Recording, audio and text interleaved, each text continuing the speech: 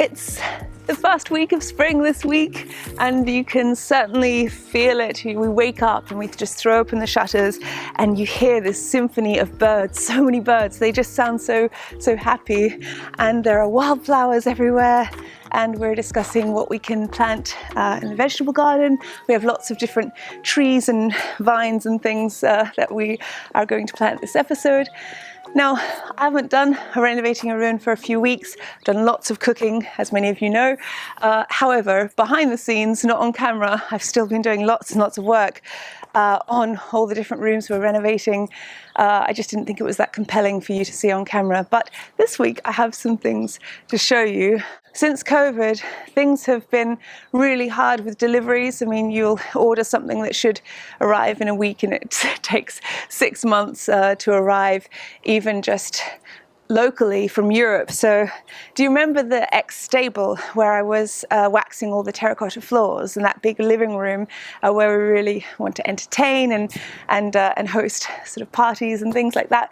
Well, I've been slowly gathering things for that room, and just before Christmas I was going into this little second-hand store in Florence, and I got some pieces which I can't wait to show you. And then about 7 months ago I ordered sofas.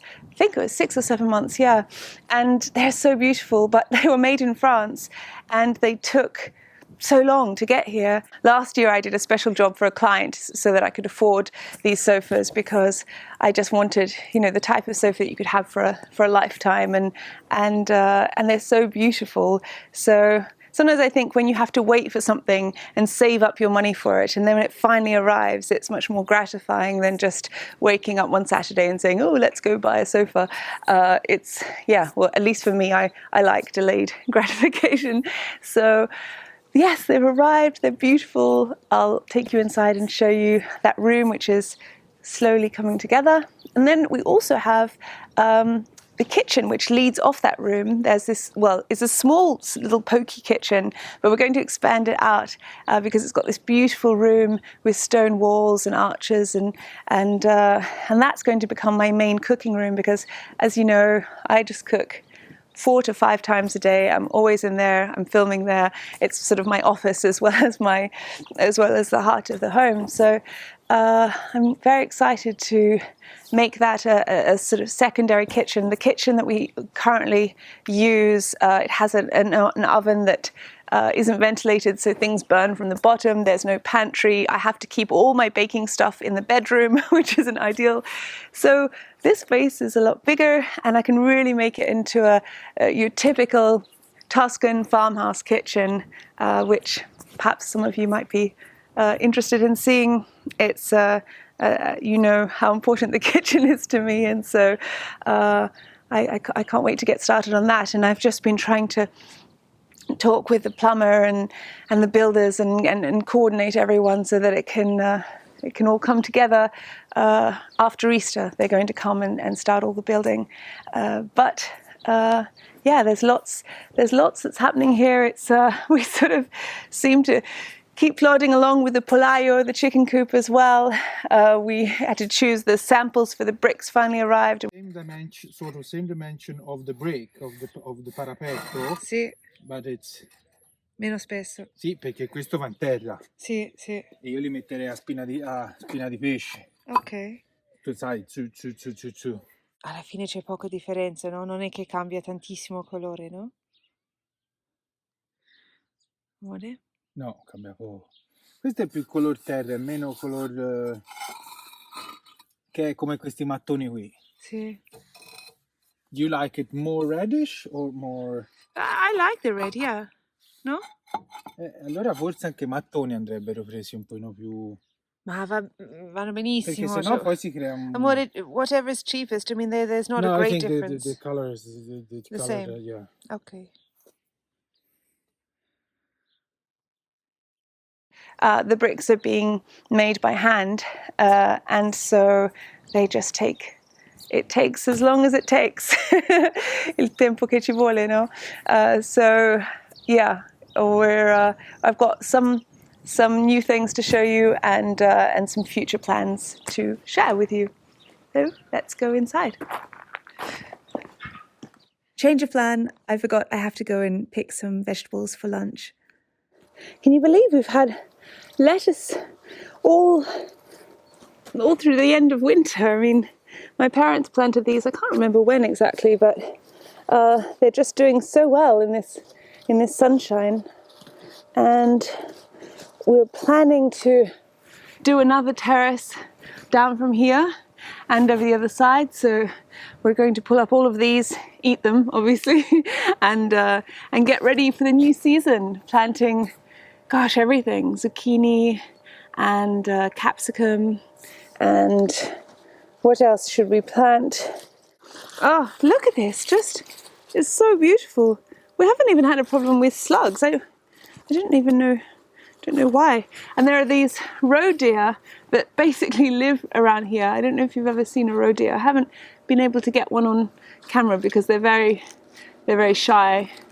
But they're so pretty. I'm surprised they haven't been eating the lettuce, but so far we've been lucky. This area is actually where the property is protected from hunters. Because Tuscany has a huge community of hunters, because the animals ruin a lot of the crops, and it's a real problem. Wild boar, for example, are a real problem with growing grapes and everything. And so yeah, this is I think it's called a repopulation area. So it's a place where the deer can come and breed basically, and they're safe from hunters.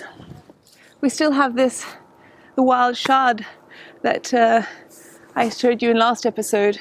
What was it? Was it last episode? I think so. Gosh, we just sort of sauteed that with some lemon juice, garlic, and olive oil, and it was delicious. I think we just had that for dinner with some chickpeas. And for lunches, I mean, it's funny because I suppose I give you you often see me making the really cinematic things on camera. I mean, we do have pasta quite a bit, and I do make cakes all the time. But in between, we tend to eat quite light. I mean, we just have salads with lentils, salad with chickpeas, and lots of leafy bitter greens. I suppose I should be a bit careful of vipers. With all this sun, the snakes might come out and greet the spring as well. Ah, so beautiful. I'll just leave this here. Let's go and see what Guido's up to, because he's planting some quite exciting fruit. Hello. Come va? Caldo. Caldo. It's so hot. Okay, so here we have mora, mulberry, mirtillo rosa, so pink berry, lampone mora. Okay, so this is raspberries, kiwi, and kiwi, and these are self-pollinating kiwis, no? Yeah. So they don't need mating. Oh, poor things. Look, fresh. No, it's not fresh. Fresh. Fresh sheep manure. This is good. I Look, see. this is going. It's nearly blooming. Yes. Can you imagine? I could just see all of you in a bowl with some yogurt for breakfast. It's going to be delicious. So we are starting with Mr. Kiwi. Okay. Is it free? Two. There we go. Look, he's there ready. Ciao. Going. Nice to meet you. Welcome to the family. Welcome to your new home. Interestingly, Italy is the second largest producer of kiwi fruit after China. So this is the existing kitchen. There's a sink and there's a stove here and some drawers, but it's quite pokey. There's no view really, and you're really cut off and isolated. If you're cooking or washing up, you're just isolated from the rest of the family or the party, so I really want to expand it out, and one of the main reasons that we're doing this is also so that I can be filming. It's completely not ideal for filming, and also because Guido loves entertaining. He loves just having lots of people over, particularly in spring and summer and autumn, and then we have big long lunches, and everyone can sort of be in the kitchen while I'm cooking. Coming out of the kitchen, we're going to expand it all out here. This is the olive press, the frantoio, and if you can imagine, because this is why it was next to the stable, I guess, because they used to have a donkey or a mule that would walk around here and turn this big wheel to press the olives, and then they would all come out here, if you can see. And it's really cemented in down here, so the terracotta has been built around it. And I quite like the idea of, as you can imagine, those of you who know me, I'm not planning on some gleaming, chic, very minimalist kitchen. I like a kitchen with character and soul and history. So it's quite nice to have, even though it's sort of taking up a lot of space, but I like the idea of just chopping onion, looking across at this olive press and remembering what this room was. And it's just so, I don't know, the solidity of it, it gives you a sense of calm. Does it? I don't know, maybe that's just me because I'm strange. However, then we were thinking that in this corner here, we could put up a lot of the old black and white photographs of the property that are in Guido's father's old office that will now become the ensuite bathroom, because nobody ever really sees them. So if people are coming in to talk to me while I'm cooking, it's nice to have the history of the place up on the walls here. These wonderful travi, the timber beams on the ceiling, this great big arch, the stone walls. It's the only place in the house where there's exposed stone walls, and it sort of gives you a feeling like you're in a really authentic Italian trattoria or just a casa colonica, an Italian farmhouse. We're not entirely sure what we could do with this corner here because you can't really have a fridge or an oven or anything because it's a bit hard to get through, but what I could do, I was thinking, is along this back wall put a beautiful aged timber shelf or hooks, beautiful vintage hooks, and I could keep all my baking dishes and pots and pans. You know, when I'm going to bake a cake, I don't mind having to do the little journey over here and get it, and it will make quite a nice feature on the wall. I like looking at all my pans. I've got so many copper pans, and they could be a good place to store them. So you've got that beautiful arch there, and the ceiling and all the stone, so much character.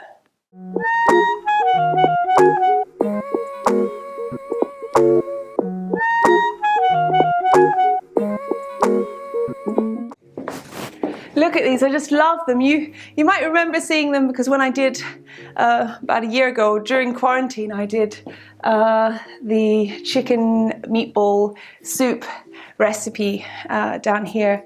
And I love the hinges, the bolts, everything, the timber. It's such a lovely feature.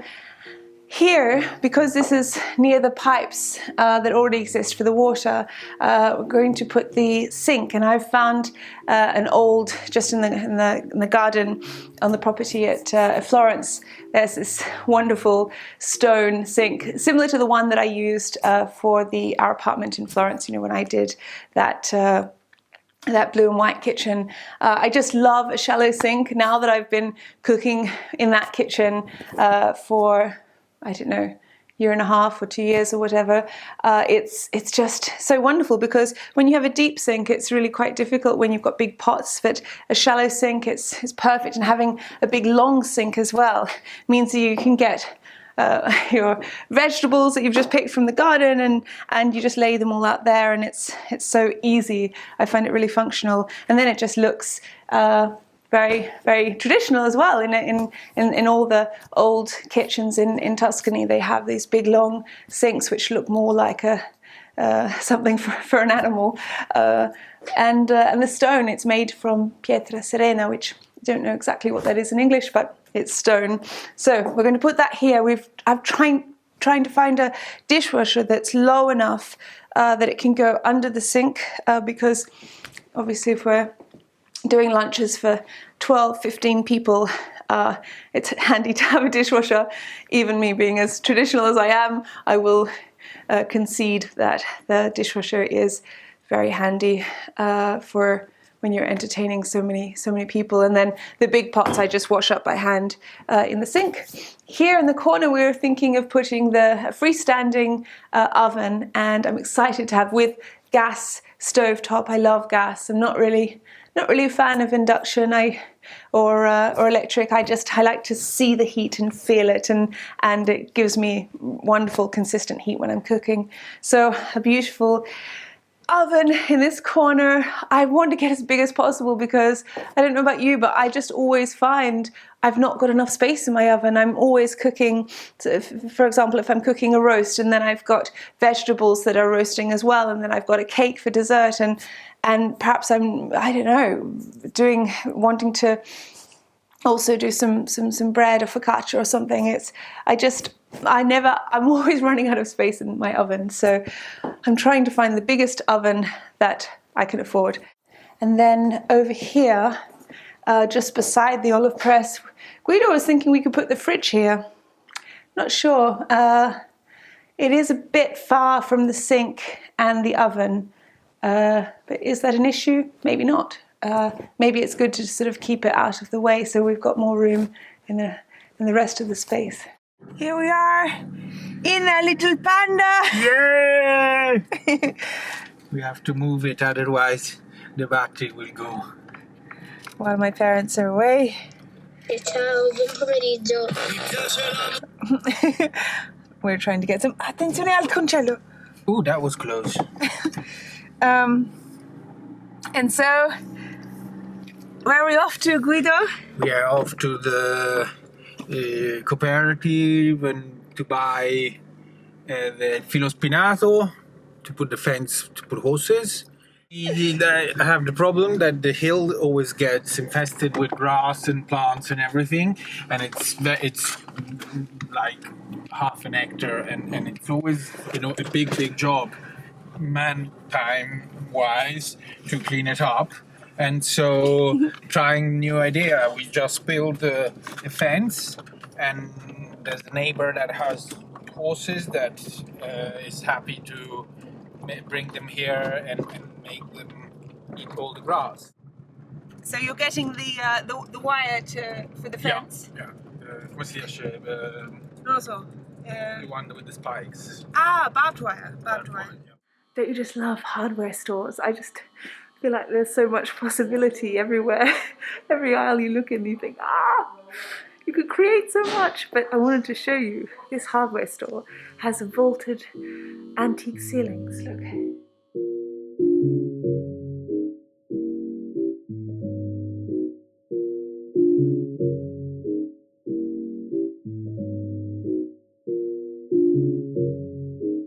Do you remember when we got this sort of sideboard cupboard? Got it in a second-hand shop, and it was such a good price. It's really incredible how sort of furniture that's, well, not strictly antique, but is very, very old and very well made. You can find for such reasonable prices in some second-hand stores that are just a little bit out of the centre. And this is just, my microphone's caught. This is just beautiful. So thinking in here we could, we need to sort of work out where to put a pantry because, it's this main table here in the centre, which is timber. Oh, ciao. We have an invitation for dinner. Oh, we do? La sera. Davvero? Sì. Can we go? Certo. Ok. L'ho visto prima, non sono d'accordo, ma sono diventati a vista. Con la moglie? Non lo so se ce l'hanno. Okay. He said, "I'm free for this evening." He said, "I don't know. I'll ask Kylie." Should I bake a cake? If If you want, yes. Or is he on a diet, do you think? I don't know. Ok, fun. Okay. All right. Ma se vuoi prepara una torta, non lo so. Okay. Non lo so. Have enough stuff to prepare a cake? Chiedi se possiamo portare un dolce. Okay. Grazie. Okay, sorry about that. These boxes are from Guido's Swedish grandmother. It's all of her things, which are just really beautiful. And I think, well, I made the sticky date pudding in that pan that I showed you, so that was from her. And then there's all little bits and pieces, which fortunately Guido's mother never gave away or threw out. And oh, that's just so lovely. Even little, look at this. Oh, it's beautiful. Oh, so lovely. So yeah, we have to sort of go through this and unpack and work out what we need. As you can imagine, when it comes to in the kitchen, and then particularly traditional tools, I think, oh yes, I could definitely use that. It's more the modern appliances I don't tend to have much use for, because they look so ugly and they kind of just take up, and some of these modern kitchens, they just piled up with all the different toys, and then the people just rarely even use them or make them. It's sort of just like a consumerism, just like to get the latest gadget, and this kitchen is definitely going to be used every hour of every day. So this will be a great table for eating at, for rolling out things. I always need lots and lots of bench space. I'm so excited. I'm so excited.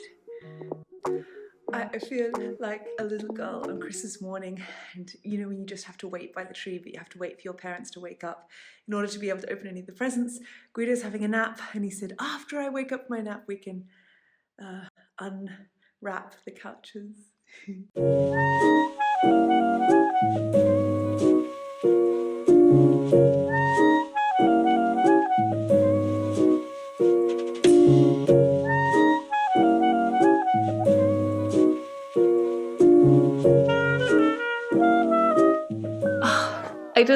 I love them. I love them so much. They're linen, but it's quite a hardy fabric. It's a hardy linen. It's soft, but it's not something that feels very delicate, or that if you don't feel like you're going to catch a ring on it and something and tear a thread. I got 3 because it might seem a lot, but by the time you have friends over, and then if you have relatives, and my sister, my parents, and Guido's family, and you can really fill this room quite quickly. I bought also a stove to warm up this room, and we were going to have it in this corner, but then we just decided it really didn't work out with the curving column here, and it would ruin the room. You'd have to have a big long pipe, and it was just quite complicated, and then you'd have to have the couches moved a fair bit away from, and the carpet and everything from the stove. So we decided to put it on the other side, and this means that we can now have a 4th sofa in here, which is great because this is an original piece that was here, and it's just beautiful. And in terms of the rug, well, gosh, I looked everywhere.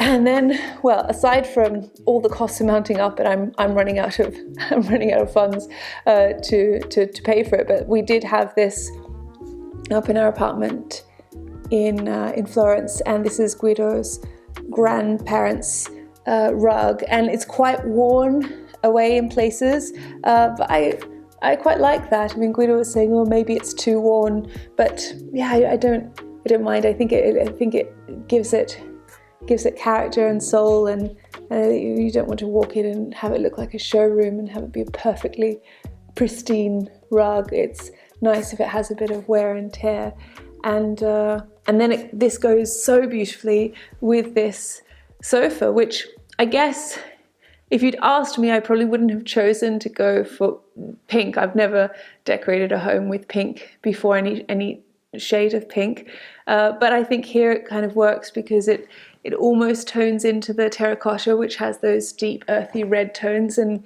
certainly works well with the with the rug, but because the rug's faded, it's that really muted pink. It's not a bright rosy pink. It's just sort of a dusky kind of subtle tone. Now, the lights, the lamps I found in this antique store in Florence. And I walked past again and again it was about a month before Christmas, and it was all the lights, and I just peered in the window and I thought, oh, these are so beautiful, but they're too expensive. Anyway, I went in, I just was thinking about them constantly, and I thought, I'm just going to try my luck. So I went in and said to the man, could we do a deal? And I offered him this much, and first he said no, and then I went back on another day and said, I'm still offering this much. Could you consider it? And in the end, I convinced him, and I'm so happy because each lamp has such character. You have this one over here which has little feet, and they're in such great condition as well. And then this one here, which is timber, but also has some brass details. And what else? Oh yeah, and then the third one I found when Guido and I were looking in another secondhand store just outside of Florence. And again, I just fell in love with the stand. I think if it's all about the materials, isn't it? When you're looking for something, if you can see good quality materials that are timeless, well, I mean, it's definitely from a specific era, but yeah, for me, it all just sort of works in with the age of this home. I didn't want any kind of design lamp or something in stainless steel. Oh, also, by the way, this lamp that you can see here, which already existed, and it's so beautiful with the glass stand. That I need to find a coffee table just here to elevate that so that you'll really see it. And this is good because it's not, it will be, well, actually quite useful because so you can put drinks and things on this corner coffee table, but also it's not too tall so that it won't interrupt that beautiful curving line of the arch going up from the column there. What do you think? Would you put any art up on the walls behind me? I do love art. I don't think that he's not opposed to art, but he doesn't think naturally of thinking that, to put stuff up. But I mean, some maybe smaller pieces could be quite nice. I also got this light, which, I don't know if you can see it, but would hang up like this. And it's quite heavy. Oh, it's got such beautiful detail. If you look at this, I just love it. Look at that detail there. Beautiful. And this is the type of thing I've seen in so many farmhouses. I mean, I think after all these years in Italy now, I can just know when something feels right. And Guido agrees with me. As soon as we saw it, we just thought, yes. Do you think that would look nice? I hope it will. And some people, I guess you see a lot of celebrity homes and things, or even just friends actually, and they want like a statement piece. And I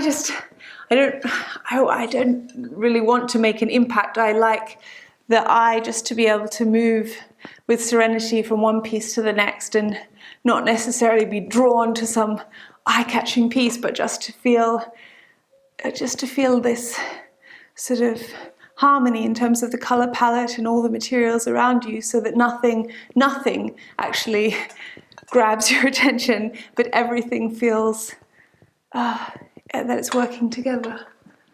Can't wait to put that up. Well, the electrician should be coming this week, but I don't know if it will be in time for this episode. And then yesterday I got this, which I'm still unsure about, but I just thought at least this colour might tone in, and we'll put it on the column so that it can aim up or wherever we want it to. What do you think of that? We could put 4, one in each little alcove, and then just angle them whichever way we want. Yeah, let me know what you think. I just got one just to test it, and then we'll see, because this column obviously is quite spectacular, and if we could light it up, it would be really, really beautiful when you come in and you just see the glowing sort of curves of the column. I think that could work, no? I just need to work out what to do with these chairs, because they were covered, in lovely fabric which was yellow, but doesn't really work with the colour scheme that we've got going on now. So just trying to work out if I could reupholster them, because they're quite beautiful. It's a beautiful shape. Or whether we could make a bookcase here, a bookshelf, because there's not really any place for books, and I really do love books, and I love the idea of books being close to somewhere that you might take a nap, so that you would have a lie down after lunch, grab a book, and then just go and snuggle up with a book on one of these sofas. So yeah, perhaps we could put little mini bookshelves up on there on this wall. I don't know, just fact is, my parents, they go through, each of them read a book a week. They're avid readers, so we always have lots of books, and I find them just so comforting to have there on the wall. They're sort of like friends. So yes, it's all coming together. Oh, and then in order to retain some of the heat in winter, and also to give privacy, we're going to put up a curtain here on this doorway. And Guido's mother said, she said, I don't know if you'll like it, but I think I might have the perfect piece. Here it is. Look at this. Let me bring it into the light so you can see. Look at this. Isn't it beautiful?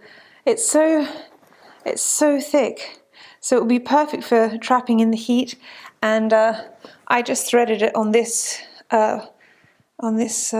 pole here, but it's actually too thick. So I bought a different thickness yesterday, and this is just going to be hanging up over in that entranceway there, which is, I think it looks so lovely. And it obviously tones in perfectly with the terracotta, and the cream here goes well with the new sofas. I'm just in love with it. It's such a beautiful, beautiful fabric. So it's sort of like a coral, I guess, but again, very muted. So it will work well with the rug and with the sofa over there. Thank you for watching. As I run the credits for my wonderful patrons who support this channel, I'll leave you with some scenes of the cake I made for the dinner we were invited to. I ended up making 2 cakes so I could give one to Egisto and Eva, who live on the farm, and then it was so good that Guido asked if I could make another one just for us the next day. If you want to give this video a like, that thumbs up, it's really helpful to me. If you want to subscribe to my channel, that would be incredible. Wishing you all a beautiful weekend. I hope you'll join me again next Friday or next weekend, whenever you watch these episodes. Until next time, alla prossima.